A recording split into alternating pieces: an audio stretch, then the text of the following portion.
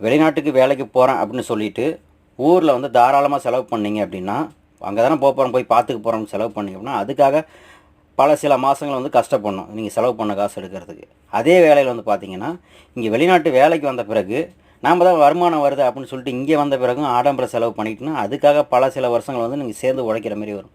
வெளிநாட்டு வேலைங்கிறது வந்து பார்த்தீங்கன்னா, குயிக்காக 2, 3 வருஷம் வேலை பார்த்துட்டு, இல்லை 5 வருஷம் வேலை பார்த்துட்டு போய் ஊரில் போய் ஏதோ ஒரு பிஸ்னஸ் பண்ணி இருக்கிறதுக்காக தான் வெளிநாட்டு வேலையை தவிர, காலத்துக்கும் வந்து இங்கே கஷ்டப்பட்டுட்டு கிடக்கிறது கிடையாது.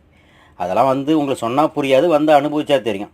ஒரு 50 வயசு மதிப்புமிக்க ஒரு அண்ணா இருப்பார். ஒரு சின்ன பையன், "டேய் என்னடா நீலாம் வேலை செய்கிற?" அப்படிங்கிற அளவுக்கு வந்து பேசுகிற அளவுக்கு வந்து பேசிகிட்டு இருப்பாங்க. ஏன்னா வந்து பார்த்தீங்கன்னா, இங்கே யார் நல்லா வேலை செய்கிறாங்களோ அவங்களுக்கு தான் மதிப்பு லேபரா. இல்லை வந்துட்டு நீங்கள் அவனுக்கு ஒரு சின்ன பையன் கூட வந்துட்டு ஒரு பெரிய ஆள் போட்டி போடணும், கண்டிப்பாக போட்டி போட முடியாது.